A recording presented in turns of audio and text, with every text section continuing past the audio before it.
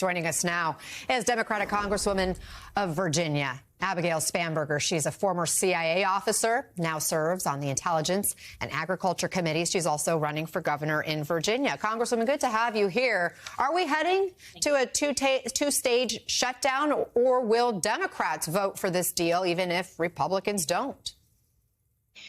The crux of this next step will be whether Speaker Johnson chooses to bring this bill to the floor.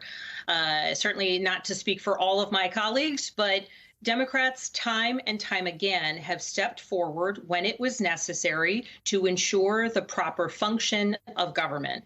That means voting for the rules to get bills to the floor, voting for bipartisan bills in order to avoid a debt crisis, in order to avoid a government shutdown, and to do the business of the people, which is to fund, among many things, to fund the government. So my expectation is, as long as Speaker Johnson brings this bill to the floor, it will pass, and it will likely, as has been the case in prior continuing resolutions and in prior efforts to avoid catastrophe, the vast majority, or at least the majority of those votes, will likely come from Democrats. Okay, let's talk about the situation involving the defense secretary now. It took the Pentagon 3 days to inform Congress, the president, and the public that Secretary Austin was admitted to the ICU. His own deputy wasn't even told he was hospitalized until Thursday. He was admitted on Monday. And there's still been no information about what kind of health issue he's dealing with. How concerning is all this secrecy? I think there's a couple ways to look at it. First and foremost, the White House should have known that he was in the hospital. From a larger national security standpoint, I think the question of who needs to know what and when is a secondary question. The fact that there wasn't a public pronouncement, to me, is wholly acceptable. There's a variety of reasons why the health and ongoings of our top nation's officials may not need to be broadcast out for foreign governments to hear and learn about. But certainly within the department and certainly within the White House, they should have been briefed immediately. I think it's important that Secretary Austin has owned this mistake, has made clear that it was an inexcusable choice for his actions.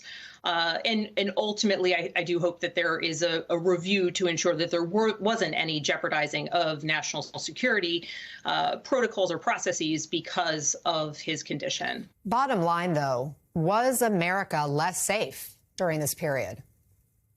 I think that at this moment in that time, that's not something that anybody can answer with certainty. I say that as a former CIA officer. I say that as somebody who always has an eye towards national security issues. Certainly the answer may be yes, it may be no, but there's a lot more that needs to be determined about where there were disconnects along the way over the past couple of days before anyone definitively says yes or no on that. Okay, let's move on, because over the weekend, the nation marked 3 years since the January 6th insurrection, and former President Trump was in Iowa defending those who have been convicted for their roles on January 6th. Take a look. They ought to release the J6 hostages. They've suffered enough. They ought to release them. I call them hostages. Some people call them prisoners. I call them hostages. Release the J6 hostages, Joe. Congresswoman, Trump has called them hostages before. What kind of impact could those words have?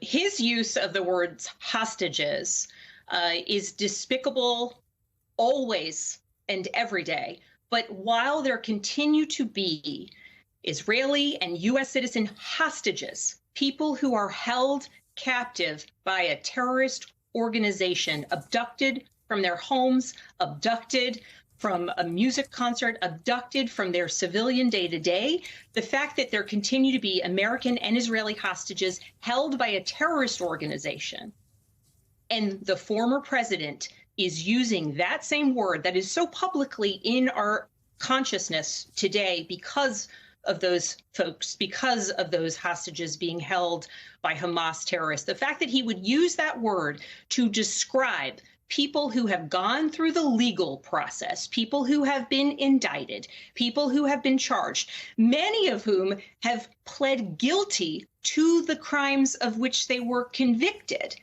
It is absolutely a just a despicable use of vocabulary for a reason intended, presumably, to evoke a type of emotion.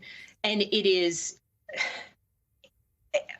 to me, it's inexcusable among all the other things that the former president does.